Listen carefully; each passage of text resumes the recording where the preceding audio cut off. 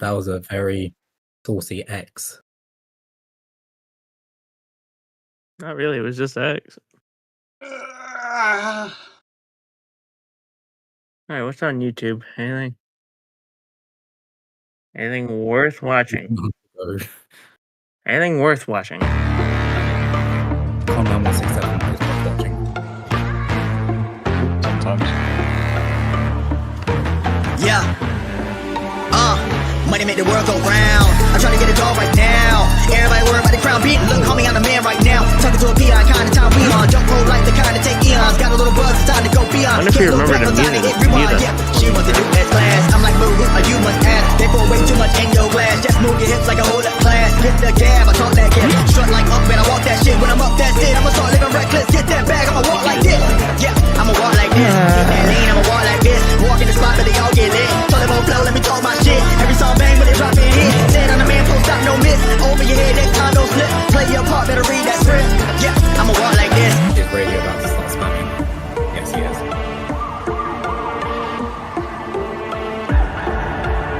It's fine. Let me join in on this. Fuckers. Rude. What? Oh, I was Go supposed to to do a read. Sponsors. Oh, shit. shit. I forgot about that. Sponsors. Hey, guess what? Today's episode of the Wrestle Arc Podcast is brought to you guys by our sponsors. Did you know that? Who are the sponsors, Radio? Well, yeah. Hold on. All right, Would today's help, episode of the Wrestle. Shut up. Shut the. That's it, Peyton. You're douchebag. Anyway, today's episode of the Wrestle Arc Podcast is brought to you guys by our sponsors at Fanatics.com, which is home to the WWE shop. Folks, if you're a WWE fan, it's time to gear up with the latest gear at WWE. Celebrate everything that happened at SummerSlam, from the Beast returning to a new undisputed champion being crowned to the fake injury of the fucking season from this douche laughing bag asshole. Yeah, fuck him. Anyway, but make sure you guys check it all out at Fanatics.com, which is home to the WWE shop. You guys can gear up with the latest gear from all the wrestlers and pay-per-view stuff.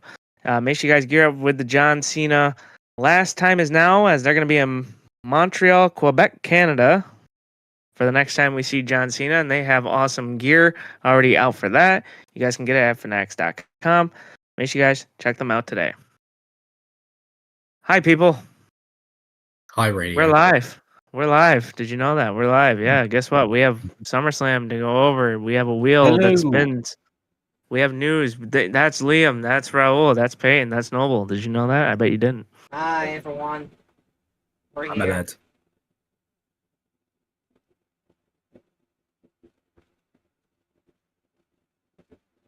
Okay, that was a dead joke. Anyway, Okay. Okay. Just how all the sat in We- silence like that. Okay. That's a joke. all right, we have to go over SummerSlam because a lot of big shit What happened happened? on that. SummerSlam. Well, if you give me a minute, I'll tell you. Hurry up. You just want to get to the wheel. How about you calm the fuck down? How about that? So anyway, we have the full results here.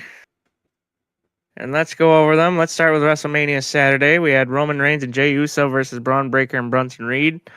What'd you guys think of this match? What did I think of WrestleMania Saturday? That was 4 months ago. It was boring. I mean, SummerSlam Saturday, however, it was okay. Yeah, but night one, Roman Reigns, Braun Breaker, Jey Uso, yeet, fuck that guy. Roman seriously. Reigns and they killed him. Yeah, that dive he's not gone over the top rope in years. He nearly like flipped onto his neck. Like he overshot Yeah. it. Either that Bronson and Braun was just stood in the wrong place. Yeah. The entrances were so long as well. Well, yeah, because Jay had to come out through the crowd in a stadium, which he did at WrestleMania as well. But I'm like, that took forever. So why they're doing it again? You know what I mean?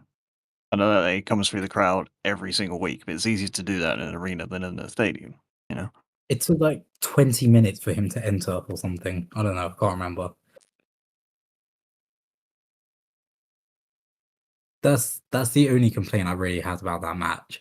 Apart from that, I thought it was quite hard hitting. Again, Roman Reigns nearly killed himself. To be fair, Bronson Reed nearly killed himself as well. Yes. Yeah, I think Braun He Breaker literally did. also nearly did as well.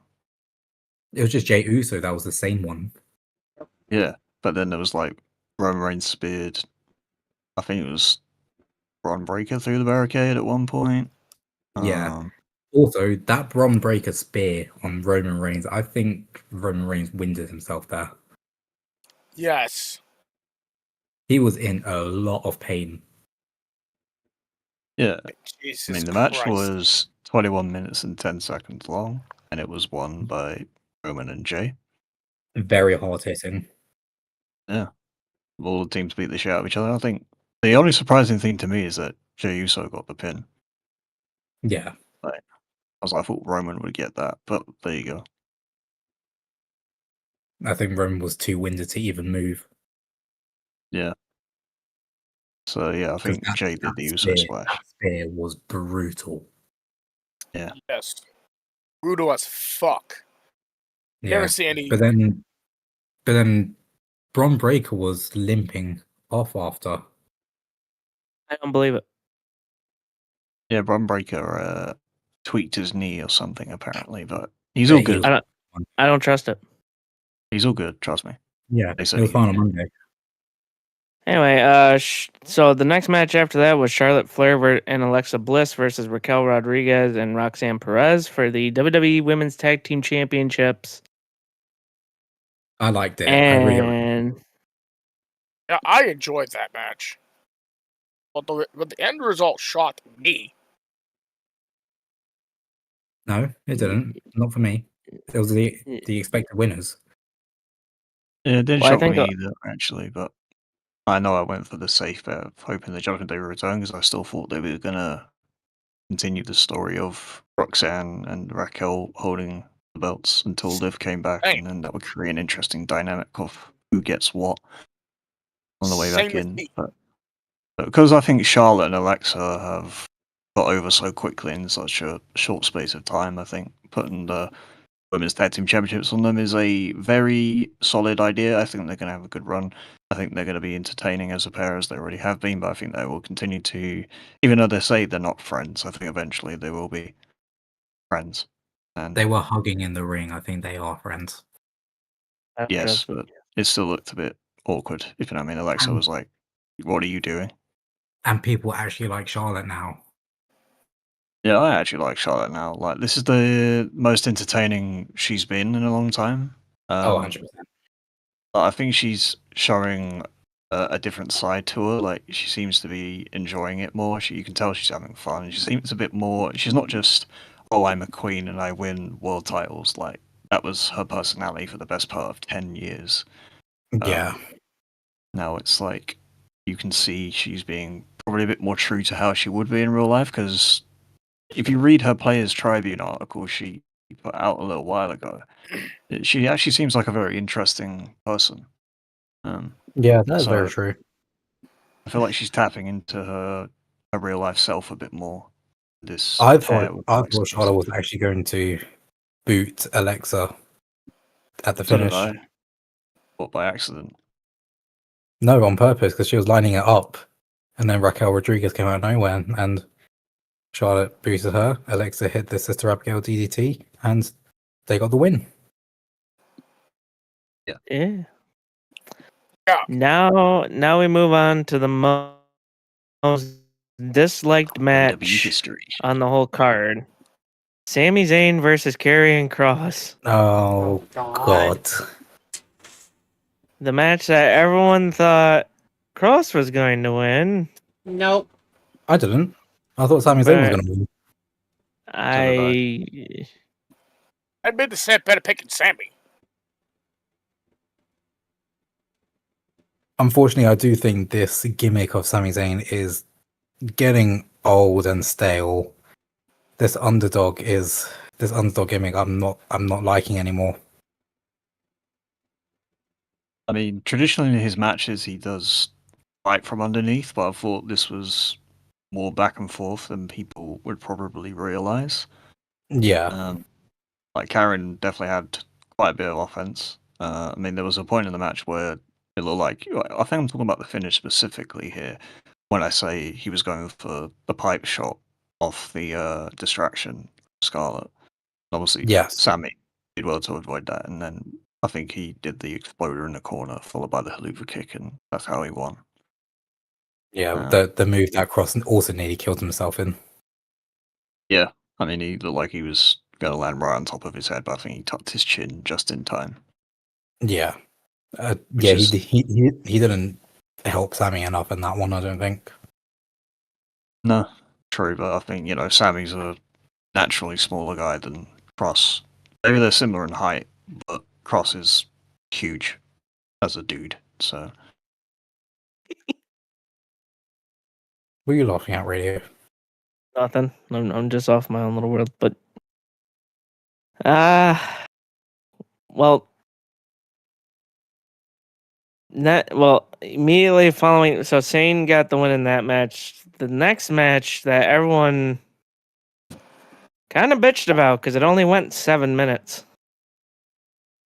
It was the WWE Women's Championship match between Tiffany Stratton and Jade Cargill. Oh yeah, I didn't really know what to expect of this. I liked it. I definitely think it should have gone on a little bit longer. I agree. Yeah, the match could have been longer, but again, I want to have Tiffany have the longer reign, which I completely understand. I mean, like, people are like, I don't understand why people are bitching about this. Like, because they literally want Jay to win this thing, but like the freaking I mean, Tiffany has no fucking opponents left on SmackDown to beat. So who the fuck does she have left to beat? I mean, that's what I mean. Like, everyone expected Jade Cargill to win this because Tiffany Stratton has plateaued a bit, both as a character and in terms of opponents for her championship reign. So it begs the question, like, are they going to turn a heel? Because I think that would be a good smart move because she's far more interesting as a heel. Like, her character suits that alignment more. So does that then open the door for Bianca Belair to then return when she's back from a finger injury, even though apparently that's now more serious than first thought. Which I think she did, like, snap them really bad, but then it's like, no, because the only thing I don't understand is, yeah, you could have crowned Jade Cargill here very easily and then gone into her and Bianca, but then obviously Jade would have had to turn heel. Perhaps WWE internally doesn't want to do that. So they're like, okay, we'll have Tiffany retain here. I mean, Jade Cargill's got a lot of years ahead of her, whether or not I think she will be a women's world champion at some point. But it's like, right now, Tiffany and whoever's next is the question I like to ask. Yeah.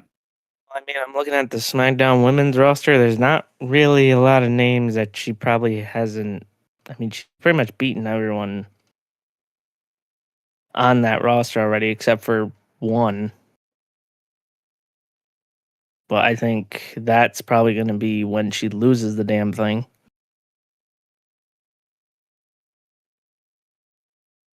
But all right, now we get to the match that shocked a lot of people, I guess. Drew McIntyre and Logan Paul versus Jelly Roll and Randy Orton. Yeah. The match that Peyton thought was the main event. Yeah, I don't know why you thought that was the main event, Peyton. dumbass. Noble, Peyton, shut up. Peyton, we're talking to you. I actually enjoyed this a lot more than I thought I was going to. Initially, I was like, I know celebrities have been involved in WWE in some capacity for years at a time, but I wasn't particularly impressed with Jelly Roll's like running of the ropes or his striking in lead up in the brawl segments they did in the build. But He definitely held his own. he held his own, yeah, for sure. Like, I liked his choke slam, I like his black hole slam, and I think props to him for taking that huge bump through the announce table of Logan Paul's frog splash, which has obviously since gone viral because the guy was wearing a GoPro on his head, which I didn't realize at the time. but I knew he had something on his head. I just wasn't sure what it was. He was wearing glasses that I guess had a camera on them. Oh, it was that. Yeah. At Raycons or something. But Yeah. no, Drew and Logan winning. I'm a bit surprised about, but after hearing that Jelly Roll petitioned to lose the match, it makes a lot of sense that they did. And I think Yeah. both, like, even I know Jelly Roll's going to leave, obviously, because he's a celebrity. He's got to do his own stuff. Very busy guy, apparently, according to him on the Cody Rhodes podcast. Drew McIntyre, Logan Paul, Randy Orton. I think Drew and Randy need to be somewhere in and around the main event going forward. For Logan Paul, he'll probably just pop back in whenever he's ready to come back in. I should imagine it either be for Australia or somewhere Japan. else, maybe Survivor Series. They ain't gonna let him in. Trust me. And now we get the main event of Saturday night. Man, And New CM Punk Punk. Gunther. Yep, CM Punk and Classic. Gunther. Classic. yes, Gunther was beating the living shit out of Punk most of this match. Oh yeah, very true. But no, like I thought this was like a classic style WWE main event. Like it was technical in the opening going, and then obviously you had Gunther just largely battering Punk from pillar to post for the majority of the match, and then obviously Punk fires off, does his comeback sequence, and I think the finish sees him GTS him once or twice. And obviously CM Punk becomes the World Heavyweight Champion, so it's his first World Championship in WWE for 11 years, 10 years, 12 years, Yep. something like that. But that didn't No, last long. hold on. How about you shut up for a second? Here's what I found out, and this is why people were trying to mix this up. So people were confused because WWE, obviously this was a different title than the one that Punk originally held. But Yeah, because the World Heavyweight Championship that's around now is its own thing. It doesn't carry the lineage of the big well, gold. Years ago. here's where I guess people are, just mixing it up because technically this is the World Heavyweight Championship, but they don't understand that it's not the big gold. It's the newer, fucked up one.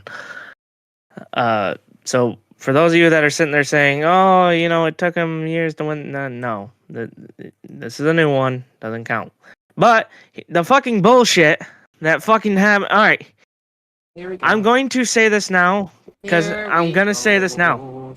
Shut the fuck up, Peyton. Here's why I'm mad.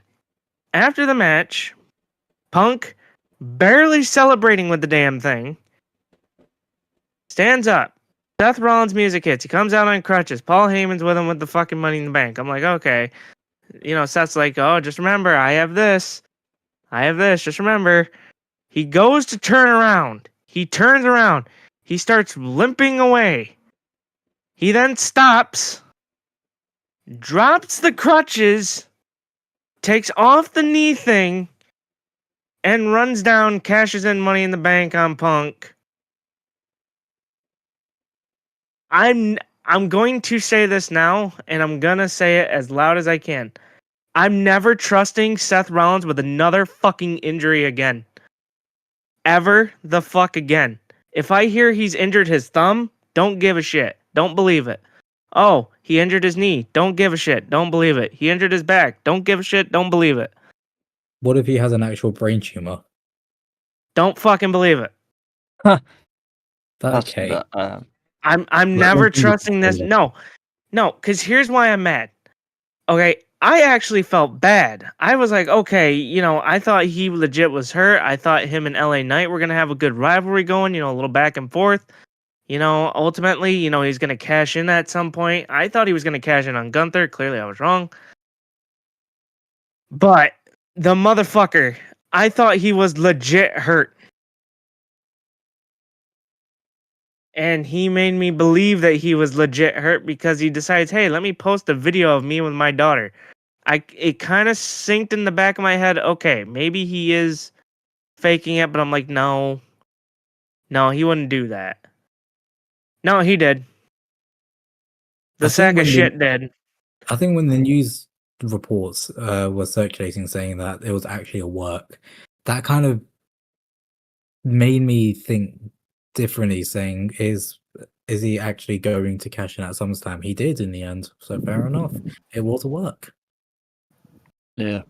Very big work, apparently. A very big work that even Yeah. the talent didn't know about, and apparently that's sort of caused a bit of tension backstage. They were like, they had no idea it was a work until it happened, but I'm sure they'll be all right with it in the end. But then, That's why I'm pretty sure I know one of the guys that's pissed off is fucking LA Knight, because he probably thought, okay, he's legit in the hurt. lead up, apparently, no. But listen to me.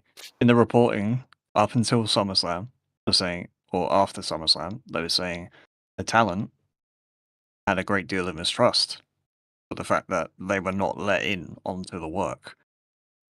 And Well, I know Becky yeah. said, don't believe everything you read on the internet, but it's like, why would you work your own people? You know what I mean?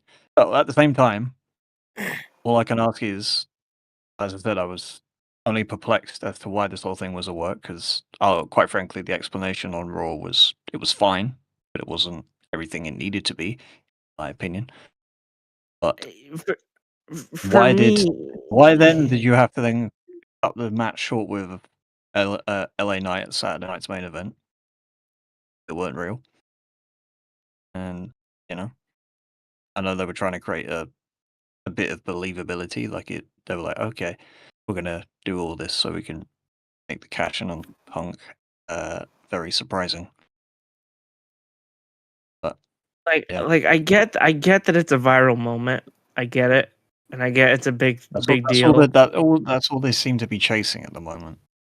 Yeah, and it's kind of pissing me off instead of understanding that wrestling fans were actually excited to see Punk have a fucking belt in WWE, but then they were like, oh, no, never mind. Here comes this jackass that WWE keeps trying to fucking push on us to have the fucking title every fucking time. My only gripes with it is that, yeah, Punk is now the shortest new World Heavyweight Champion of that belt specifically in history by about 37 seconds over Drew McIntyre. But at the same time, it's like this feud between Punk and Seth has been going on since Punk returned, basically. You know? I mean, granted, there was the chapter with Drew McIntyre in between, which was excellent. But still, it's been going on for so long now. It's just like, do they actually carry this all the way to WrestleMania? Does Punk even win it back? Because then I know people talk about maybe Braun Breaker eventually breaks away from them and then he wins it off Seth as like a revenge plot sort of thing. But it's just like, I don't know. Can I just say something? And I know that you guys are gonna have different opinions than me, but Seth Rollins, I get he's a great wrestler. I'm not saying he's not, but why is it that he's always the guy that has to lead some fucking weird ass stable in order to make himself look good? Like, he had the authority that fucking worked out for a while. Then all of a sudden, he was with the fucking, what was that fucking group that got released? AOP or something like that? Yeah. AOP, yeah. And now he's with this fucking group that makes absolutely no sense to me.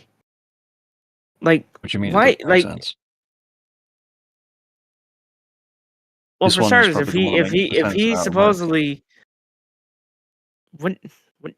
no, like, to me it makes absolutely no sense, because if he's Mr.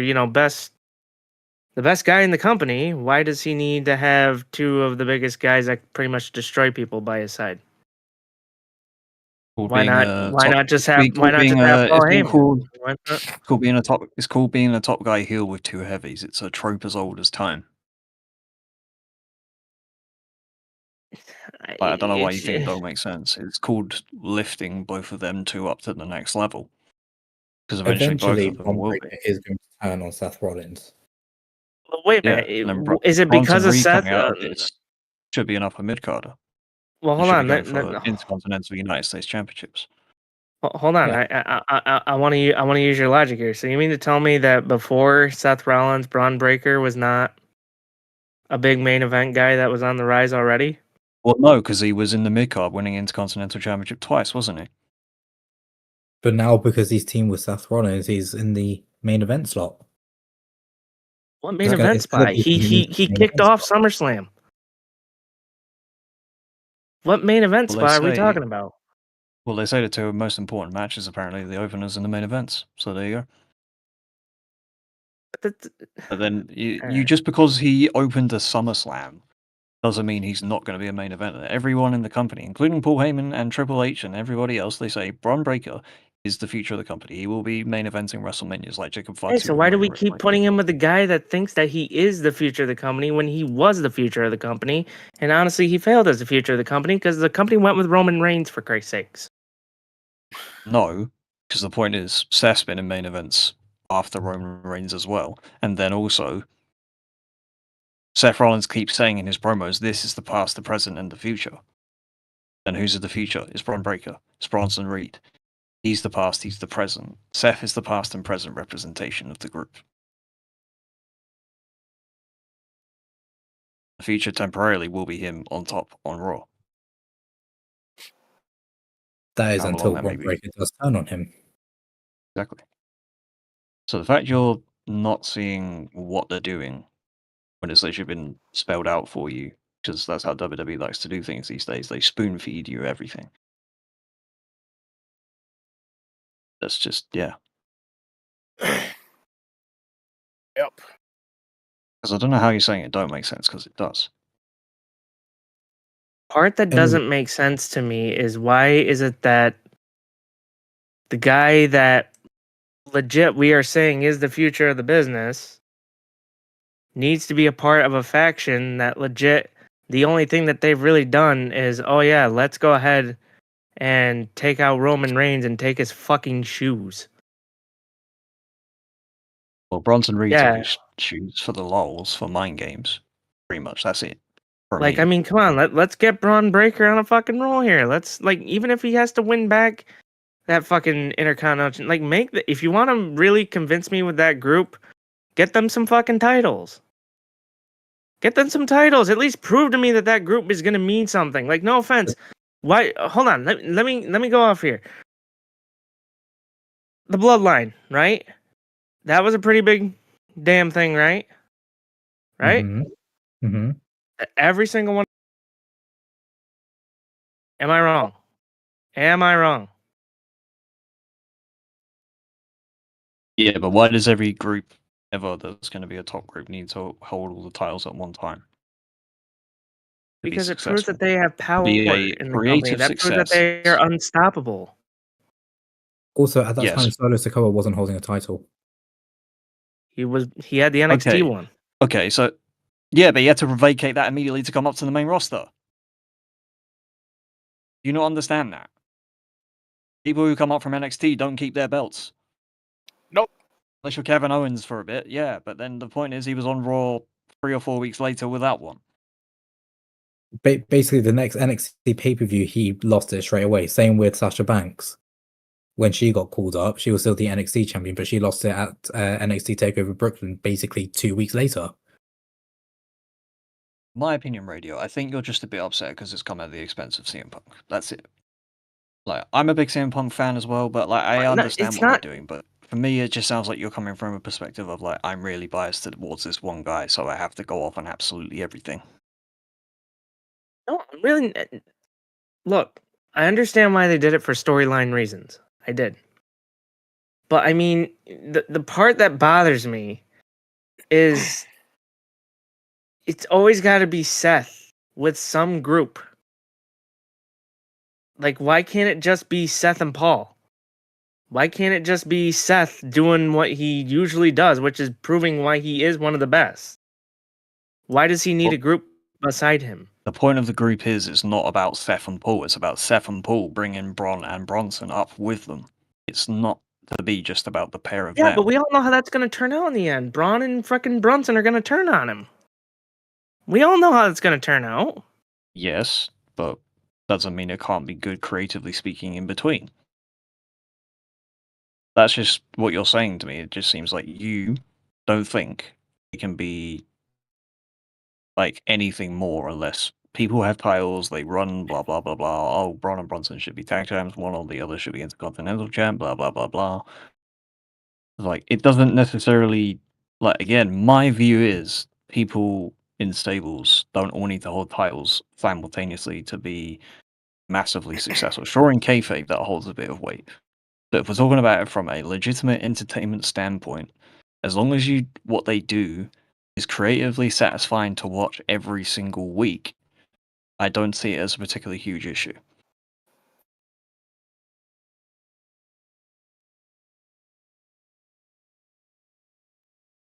And besides, when the Usos didn't hold golds anyway, they were pretty much Roman's bodyguard, so...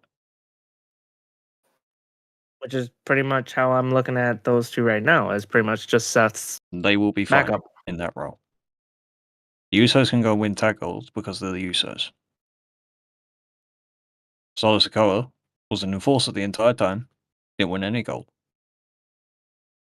And if you really want to talk about that from that logic, people need titles to be on top all the time. So do the Bloodline or the EMFT on SmackDown, do they all need to hold belts? Is that what you're saying? Well, I mean, they had every championship at one point.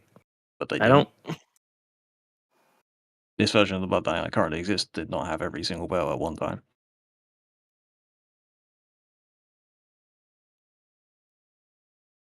Shut up. Anyway, we started with the women's championship match: Naomi, Rhea Ripley, and Io Sky. Excellent match. 16 great. minutes and 20 seconds. I think as opener, I think this could have. I mean, had CM Sorry. Punk and Gunther not existed, I think this could have main evented night one. But here we are. Yeah, we discussed this on the podcast. We discussed this on the stream. Yeah, like I agree with you. Like that match should have been an event. It is a great match. Also, Well, again, I've always said the opener and the main events are arguably not to devalue anything in the middle, ever, because I don't.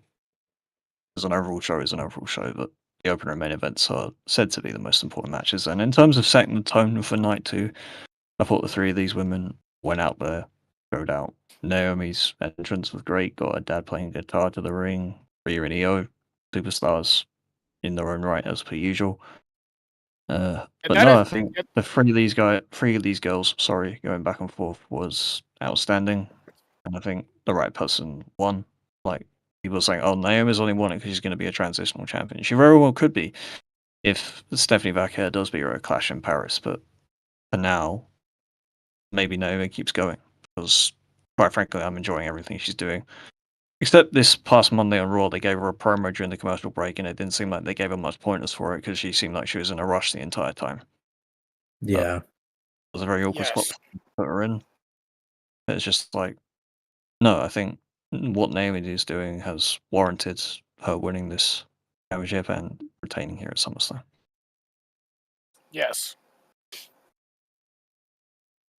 Anyone else? I really enjoyed the fact that Naomi's dad performed Naomi's entrance. Like, it's just a surreal, great moment. Yeah, so up next we have the WWE Tag Team Championship ladder match. Oh boy. Chaos of a match. Yep, the Dudley Boys and the Hardys were sitting ringside for this match. And a lot of spots happened. Oh, yes. A lot of including Candace going through a fucking ladder. That was absolutely crazy. I love it. I love it. I love it. Give her a title shot just because of it. Pay her triple just because of it. And Candice LeRae deserves better. Crazy and really mental at the same time. I do hope she's okay though, because the bump she took was very gnarly, and it looked like she may have got a stinger. Because when they showed her briefly at ringside off a camera cut, her hands were shaking. So the ladder just literally just broke in pieces, like 1-2 pieces. Screw it. Turn Candice face. let her beat Julia for the women's US title. Let her hold it forever. Just because of that one bump, she flipping deserves it. I mean, there was also the crazy Spanish fly spot through tables from Axiom and Montez Ford, I believe. There was it is. It Yep. is. a By the way, DIY crashing through 2 stacks of tables, although one of them did survive. By the way, this was the match that every single one of us predicted all 6 teams. Yes. Means I would have got it correct because the White Six did in fact retain. They retrieved the titles. Yeah, there is at But- one point one of the teams almost won. That includes freaking Andrade, Phoenix, and I don't know who else almost won. Yeah, that after match. 3 minutes, they nearly won because of that incredible spot with Andrade and Rey Fenix. Andrade Yeah. got his usual sunset flip over the ladder onto one that's sort of bridged in between the ropes and one of the lower rungs again. Yeah. Reminded me of the Again. Finn Balor Money in the Bank spot. But yeah, this match absolutely delivered. It was great from start to finish. Weapons everywhere. Again, that Candice LeRae spot was just superb. And yeah, I'm not mad at who won. I just now think about what's next. Yeah, I'm not- sure. I'm also not pissed about that result. Like that match, like you said, Roll, absolutely great, start to finish.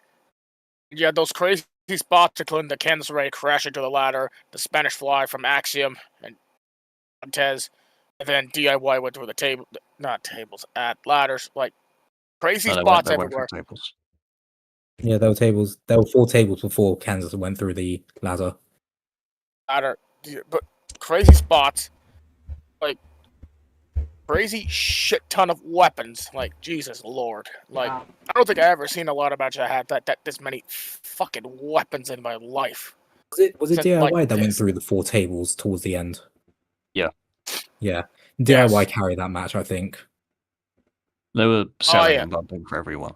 Like they're probably like the only out and out heel team in this match. So Yeah. they were naturally bumping and feeding for everyone. So I thought it was great.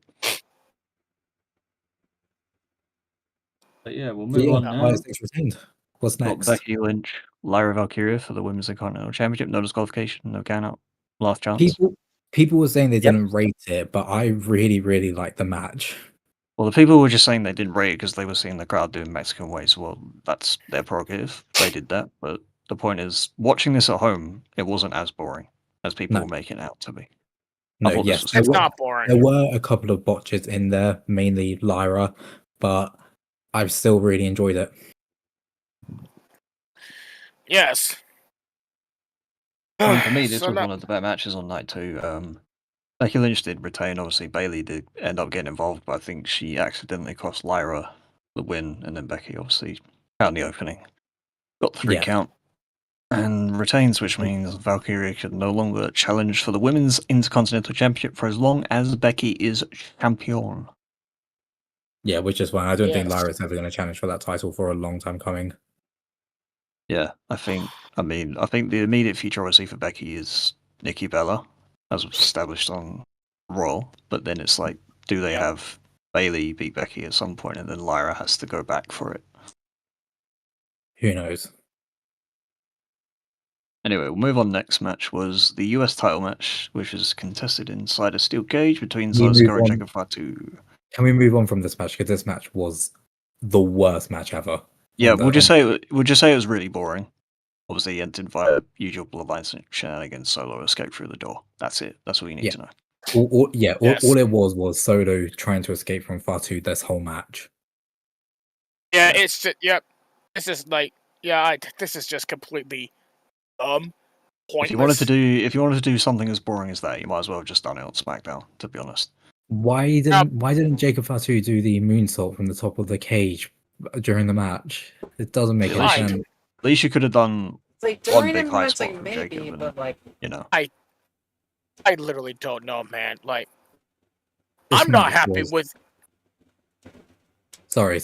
But- This match was terrible. This match is completely horseshit, and I'm not even happy that I picked Solo. I literally thought that, like, this is completely horseshit. Yeah. It's just boring as fuck. I never, ever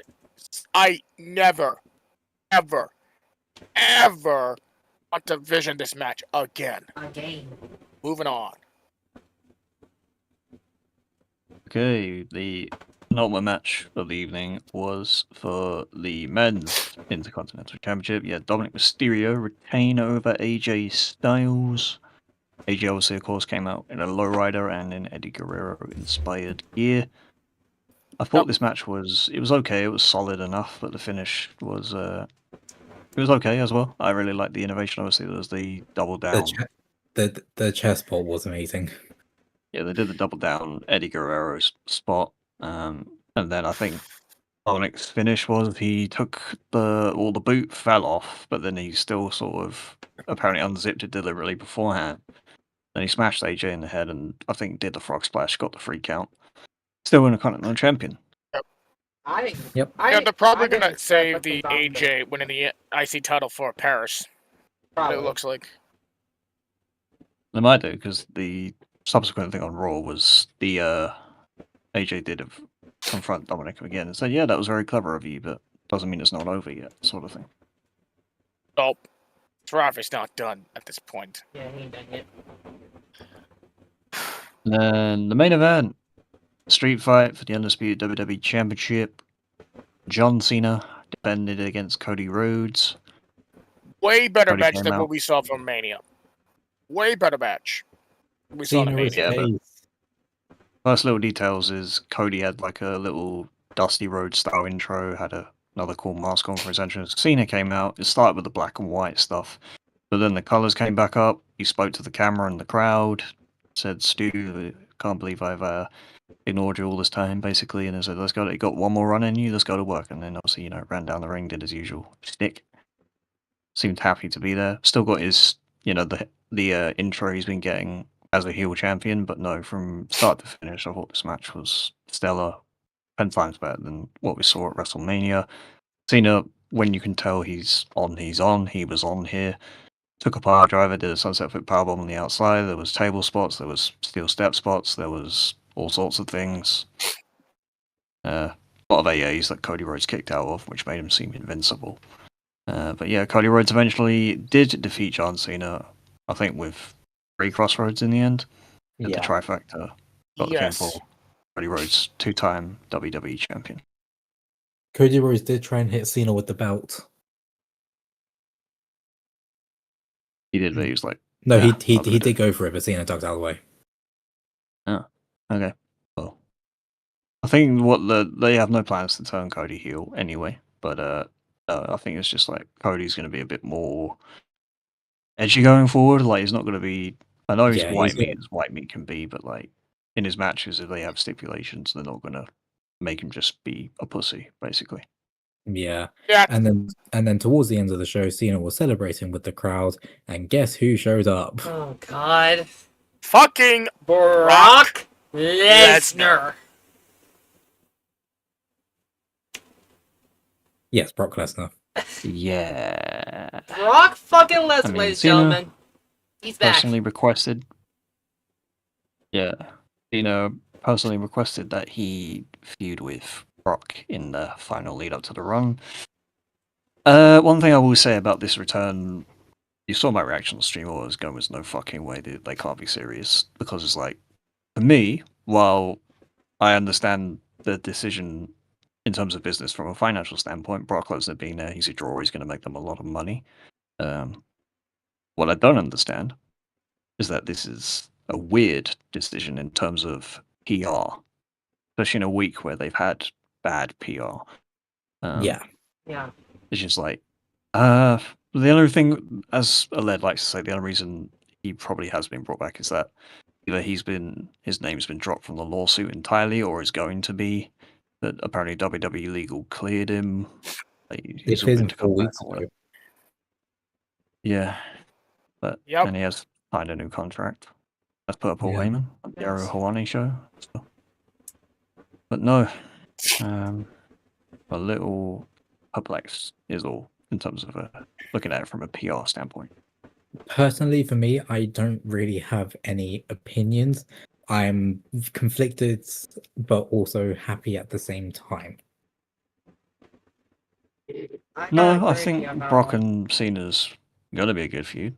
I mean, eventually people are gonna be like, hopefully they actually do have Brock Lesnar's name cleared, or I'm gonna continue to question what's going on with that lawsuit the whole time. Yeah. Because if he gets found out to be a lot worse than what was spoken about him in that lawsuit where he's mentioned was mentioned 44 times, he's like, hopefully he's in the clear and is, innocent, not guilty. Otherwise, I'm gonna be like, this whole thing just for Cena to have an opponent for his retirement run is, yeah. But in terms of a creative standpoint, the promo from Cena on SmackDown before SummerSlam does make a lot more sense now. Because clearly this was in the works. Yep. That was SummerSlam. Now for the one Really thing well. we The wheel. have to The wheel. do. So during SummerSlam, it was a tie between me, Aled, and our roll with 6. So, radio, Funny. if you may, let's determine who wins the Wrestle Arc Championship. Here we go. Let's see if the wheel is actually racist. Here we go. What the All fuck is that one? Radio wins anyway. Oh god. What the fuck is this? Alright, one name is name. not me. Paint's name is off.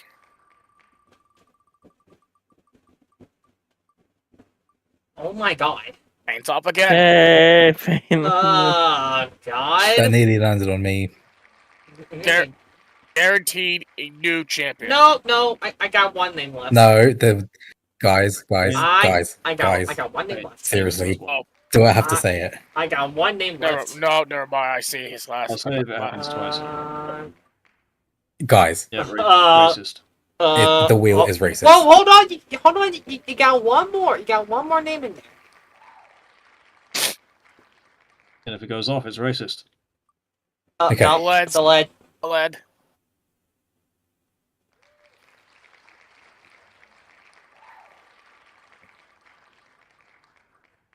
Guys, I'm sick. seriously, No! And Yeah. Raul, you was The wheel outside. the wheel is genuinely the most racist thing ever. And a lead. New We're champion. gonna do champion. A lead wins. So lead. Lead wins. GG's a lead. Unless radio wins anyways. GG's lead.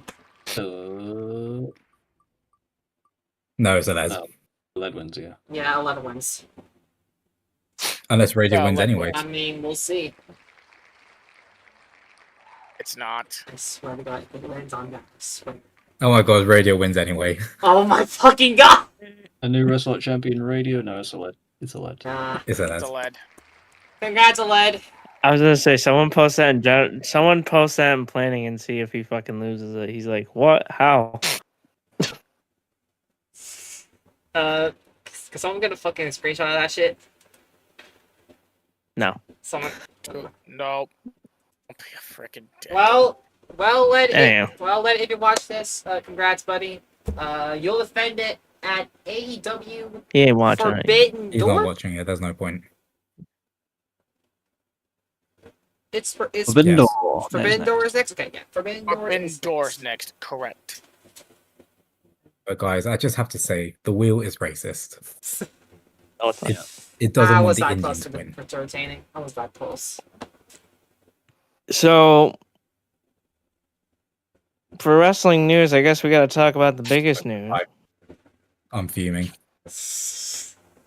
We got to talk about the biggest news Oh, that came out of nowhere. And that's this new deal that WWE has oh God, yeah, that. Yeah. that starting in 2026, all of their premium live events will be moving over to ESPN's new streaming service that I guess they're starting up. Yep. Yep. have Yeah, the the deal So- with Peacock runs out in 2026 for them to air. I think it's premium live events or pay-per-views. All of them, yeah. Yeah, it says here all premium live events will be aired. Where is it here? I'm just trying to make sure I get all of it. I want to make sure I get everything right, so I don't fuck it all up. Okay, so one thing to So clarify according to is this, if you have ESPN on cable, apparently you don't have to pay the additional cost of $30 a month. So which isn't bad. not at all. Bad. But if you don't have ESPN on cable, sorry, but you got to fork out your money. But yep, so any premier live event is heading to WWE or is heading to ESPN. It says here for wrestling fans, according to this. Well, wait a minute. What? What? Okay. So on cable, SmackDown will still remain on the USA Network. All right. Raw on Netflix. If you're a wrestling fan, you either pay $7.99 or $17.99. And apparently this new ESPN app with Premier Live events is $30. Someone did out the math. They said it was like a lot annually here. Yikes. So that's what. Oh yeah, it's right here. So the cost of being a WWE fan in 2026 for ESPN it's $30 a month. For Netflix it's either $8 or $25 a month. For Peacock, because I did hear with the Peacock thing. Yeah, they're going on to like $10. Yeah, like SmackDown is staying on there. Yeah. Yeah, the but I other also heard that Peacock increased their pricing today, They did. which doesn't shock me. And then basic cable and internet cost for whatever is $55 to $110. So if you're a wrestling fan, you're paying about $1,830 a month for TV viewing, and $150 if you're a WWE fan altogether. Yep, but the That's main fucked. important thing that myself, Aled, and Rahul won't be worried about is that everything, the complete package, will remain on Netflix. So, international markets will stay as is. Lucky assholes. Yes. Just strictly for the United States and possibly Canada, but I don't know. And apparently the Canada- deal was worth Canada. a whopping. The deal was apparently worth a whopping $1.6 billion Wow. for WWE So- streaming Fucking rights. insane. It's another big amount of money that TKO and WWE forked in. Yeah. So that remember is- how this whole before TKO thing, we said that someday ESPN or Disney was going to own WWE? Well, surprise! Here we are. Disney now owns WWE's premier live events. Oh god. Is Disney on ESPN?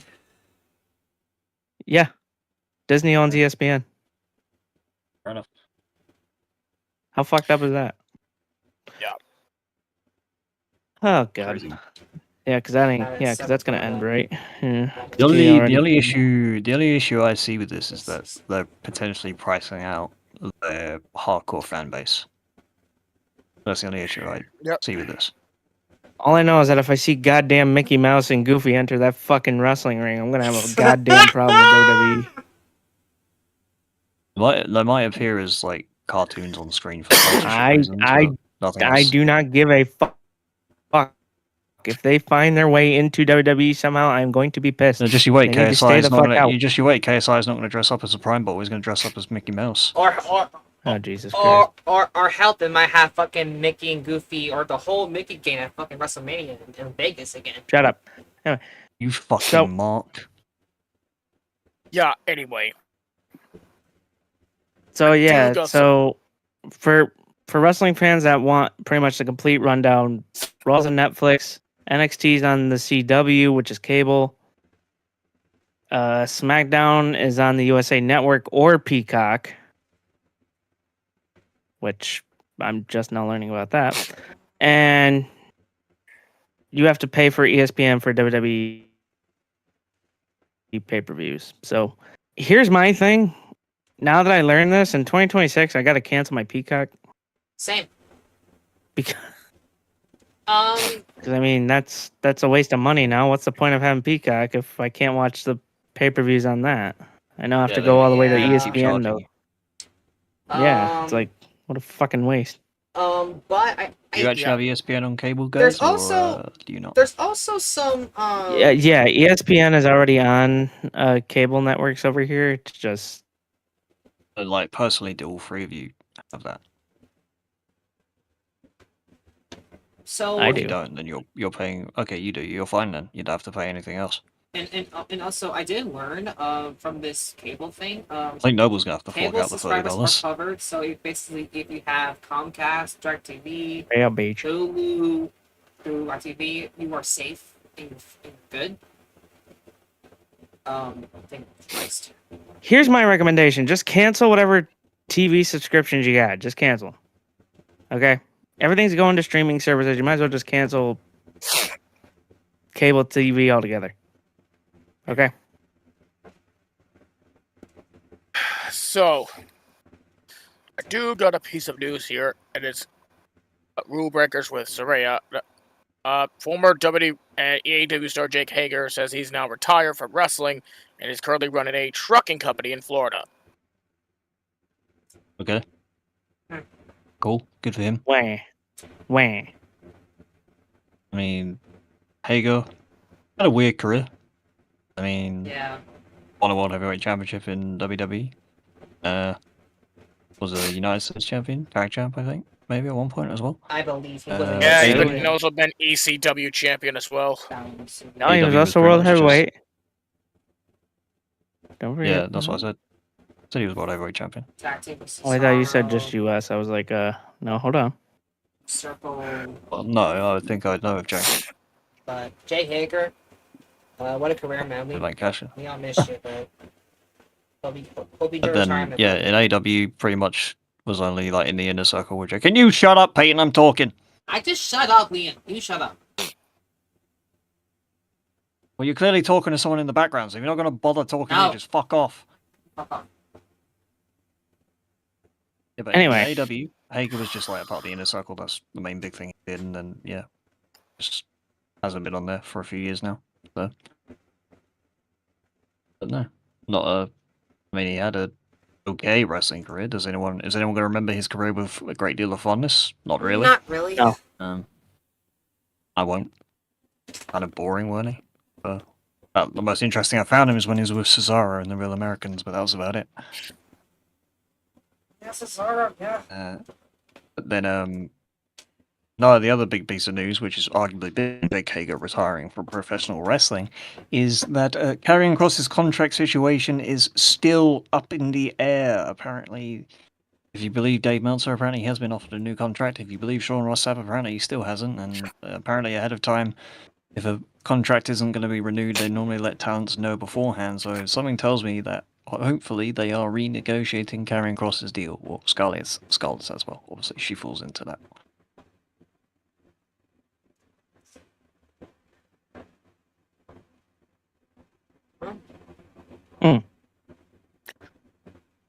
So no one's going to talk about Karrion. Okay. Just like Here's a. Yeah. I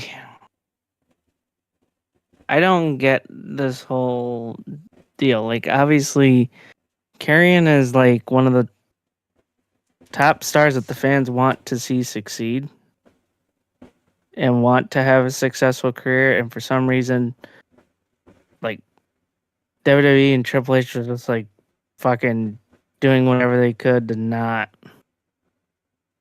push him one little bit. I mean, no offense, he was pretty much doing Dr. Phil segments with Sammy almost every fucking week, where he was just like, "So, did I tell you that you should have done this, or that you need to, act as evil as this?" Like, I don't think people realize he is a generational talent too. Like, that's the part that's bothering me. Is like Cross is a big talent. People want to see him succeed. It's just WWE is like trying everything, and even after the pay-per-view, they were like, they were chanting, "We want Cross," right? Yeah, and then Triple H was like, "Oh yeah, well yeah, you got Brock, so you got him." But it's like, Yeah, that's it was a like bit Triple H. disrespectful to him. Like you're either going deaf or you're just deliberately being dense, you know. Yeah, I kind of looked at Triple H a little bit differently after that. I was like, dude, come on. I mean, another successful thing for Karrion as well is that he is releasing a biography, which apparently is already on pre-sale. The number book. one biographies and number two in like sports biographies or something. So that's good for him. That's gonna. So with that in mind, I think WWE should see that and really like capitalize on actually getting Karrion Kross signed to a new deal, and then getting him on TV and promoting his book. So, but at the same time, like people on the IWC, the first thing they complain about when it comes to Karrion Kross is his in-ring work. But it's like just because he works a bit differently and doesn't work flippy whippy doodah all the time, or doesn't, put on classic matches. Granted, I think what Karrion Kross does in ring is solid. It's his work, it's his style. That's how he works, and for me, I like get a slight kick out of that. But then people are acting like he should be pushed to being a world champion or something. But like, if you look at his promo and character work, he is next level. He's arguably above most people on the Monday Night Raw roster. See, that's what I don't. This is what see. This is my problem with wrestling nowadays. Like, they have a hot talent on the roster, but they don't use him correctly. Like it's getting to me sometimes. Like I remember back in the day, it was like if you had this hot piece of talent, push it. Like go all in. They tried to ignore Daniel Bryan. They couldn't. Well, Daniel Bryan was I have my opinions on him. But Ziggler, they ignored that. Yeah, it's like they just choose to ignore like the top, like the guys that they have around them, and it's like, come on, like these guys could be so much more. I've said this numerous times in the past. WWE doesn't like it when their talent gets organically over against what they are trying to do for them. You know what I mean?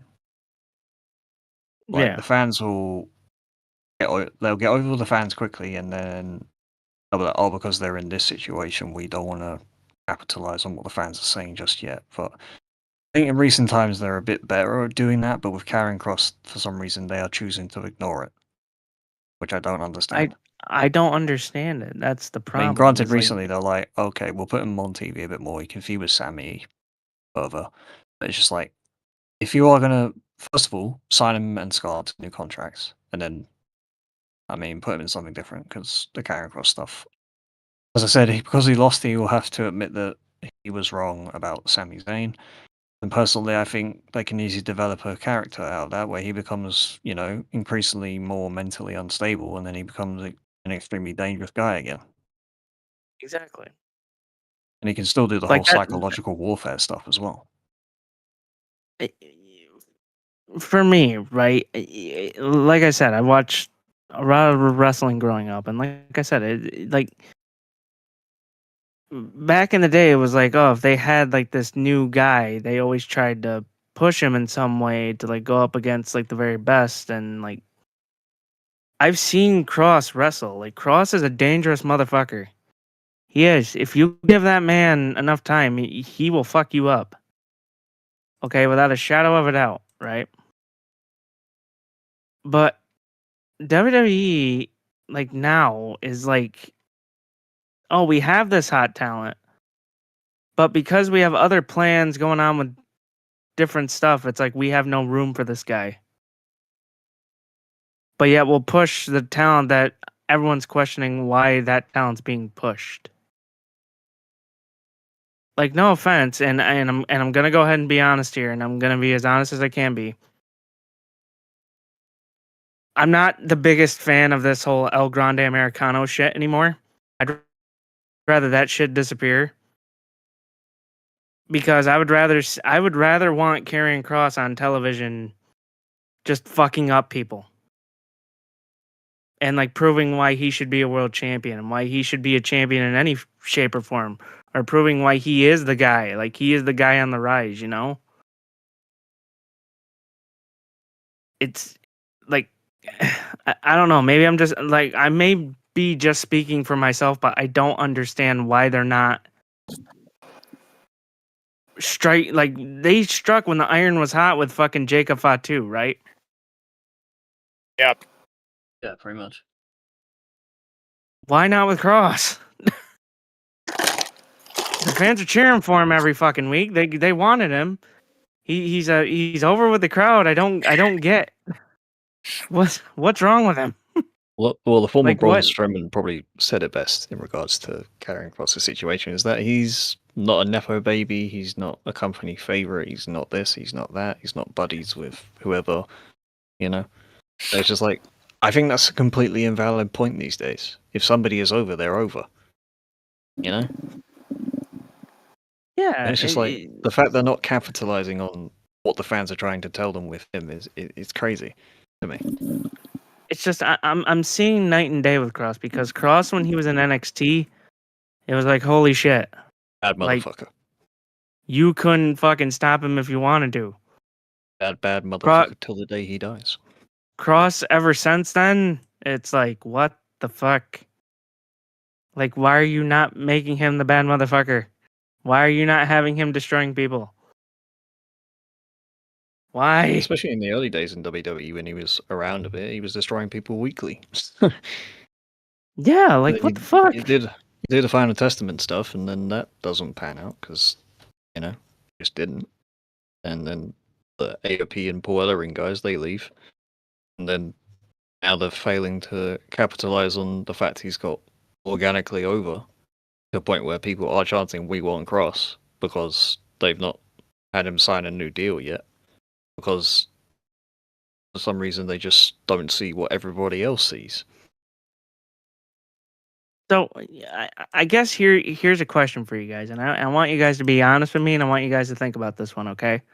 Like, you don't got to give me an answer, but if there is a guy or woman in that company right now that they need to strike while the iron is hot before they fucking lose all control of it, who is it and why? Who are we scared might become the next Cross here? Because I'm worried about that. Because I know a guy right now who I'm fearing is kind of leaning towards Cross's way, but I kind of want to see what everyone else says first before I say his name. To me, it's Carmelo Hayes. Really? Yes. Ever since he elevated to the main roster, like, what has he done here? Like, all he did get to push himself to win the Andre the Giant Memorial Battle Royal. What else he did then? He was being pushed from NXT, and he hasn't done any shit in the main roster. That is my main concern. They paired him with the Miz. Liam? They paired him with the Miz, and then nothing happened with Carmelo after that. And I think I've said this time and time again. While he's gradually got better, for some reason he's just disappeared off TV recently, and I can't for the life of me figure out why. But I just don't see him that way at the moment. Like, for some reason, there's something on the main roster for Carmelo Hayes in terms of promos and character work that isn't quite clicking just yet. But for me, we're talking about people who are potentially going to become the next Karrion Kross up until his injury, and he seemed like he was getting over, and they might have done the whole thing where they were going to do that turn after like 18, 20 months of building that. I thought they were going to do that with Austin Theory. I thought they were.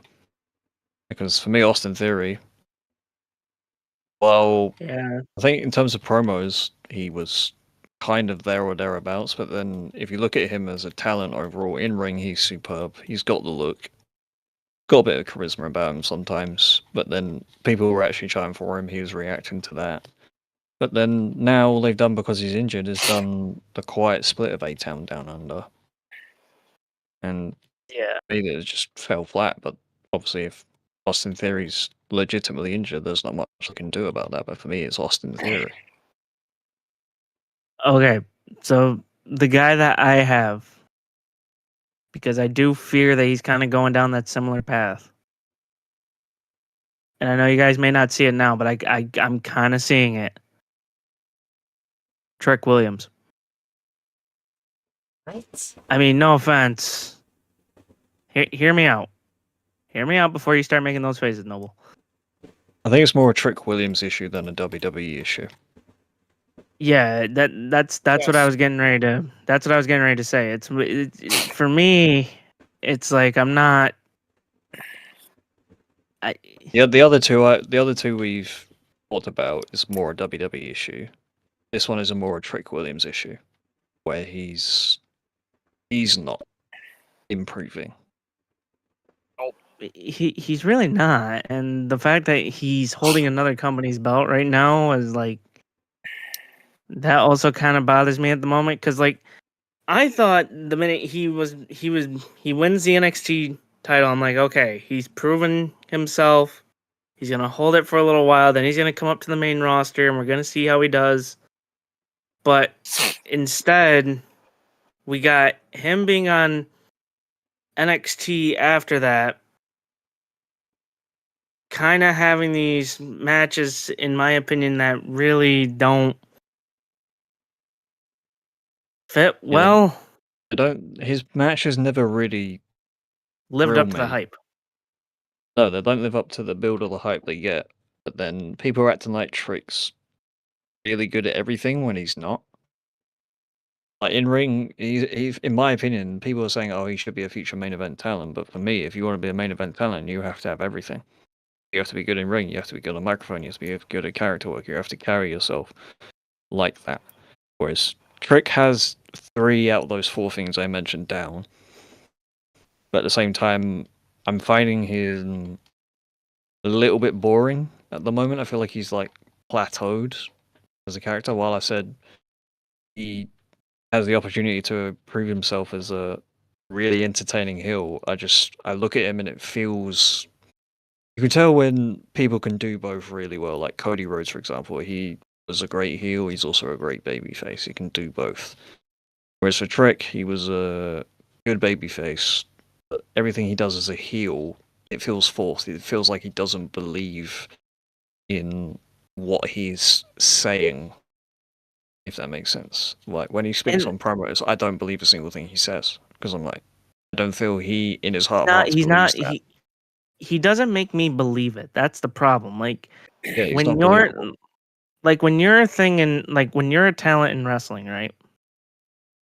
The point is you have to be a very good storyteller while you're doing it. So you have to show like the real emotions sometimes. And like with Trick, it's just all like I'm just reading this off a script type shit now. Like back then, I thought it was real because like he was showing like real emotion. Like when him and Mello were kind of leaning towards that breakup, and when he was going for the NXT title, I was like, okay, I'm believing this.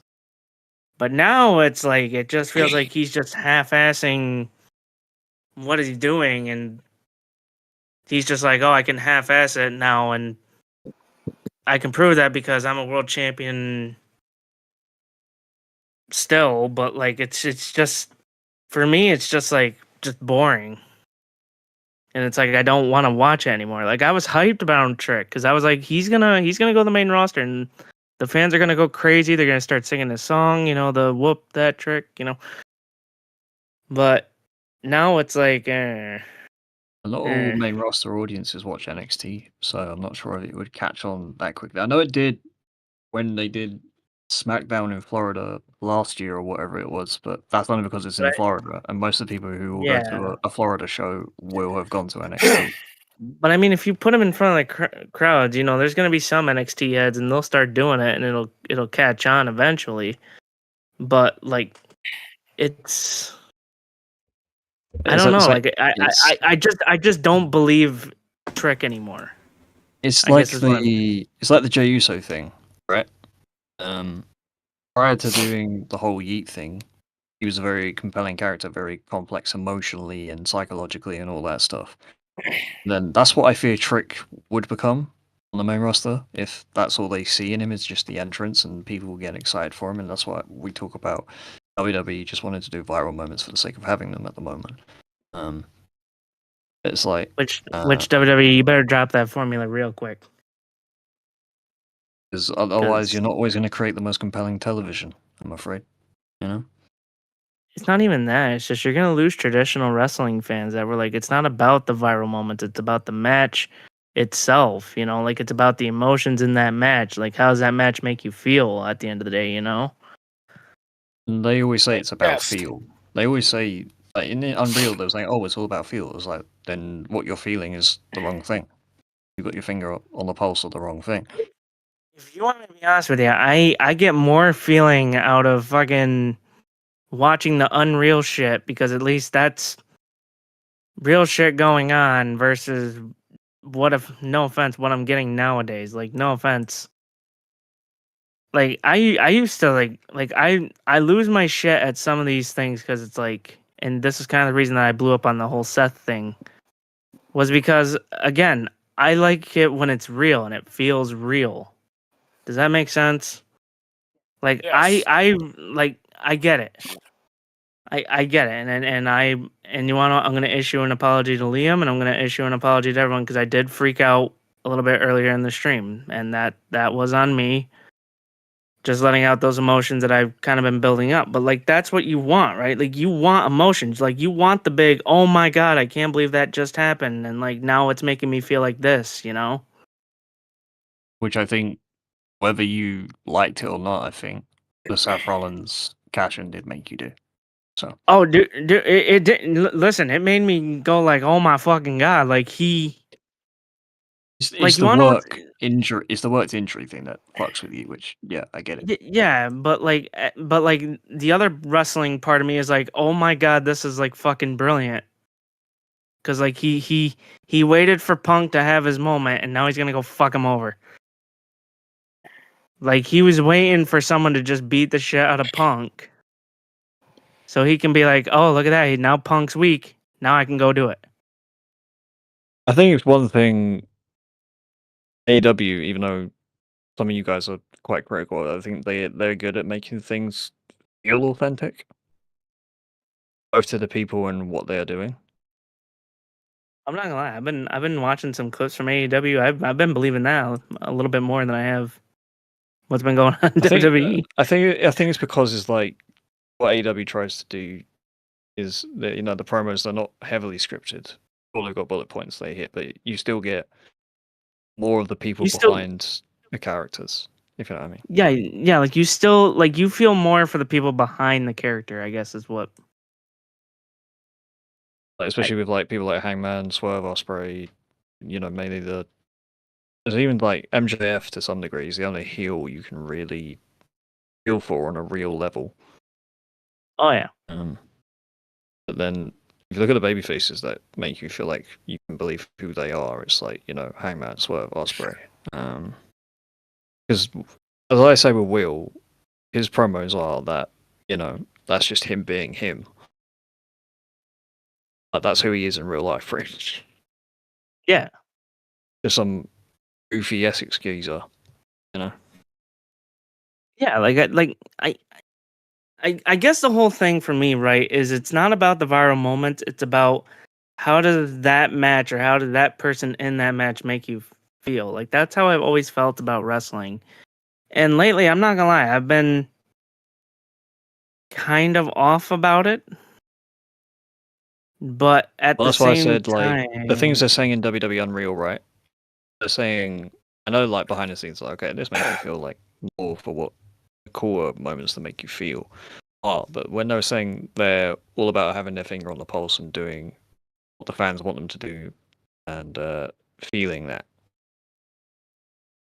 I don't know, sometimes it feels like they don't feel the right thing from a backstage perspective, whereas they try and make the wrestlers robots in a way.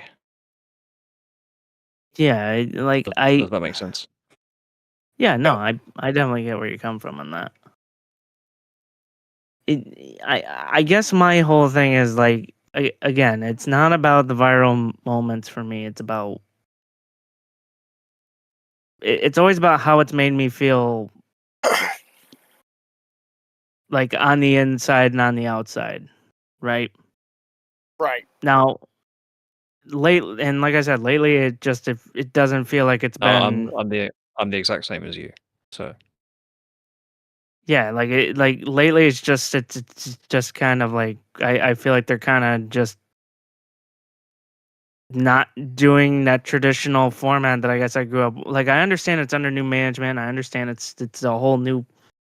It's just I miss the WWE where you knew who the top guys were. You knew how to push them. You knew the hot young talent that was coming in and what they needed to do to get over. And now it's like I can't even tell you. Like I'm not gonna lie, I can't even tell you who the fuck.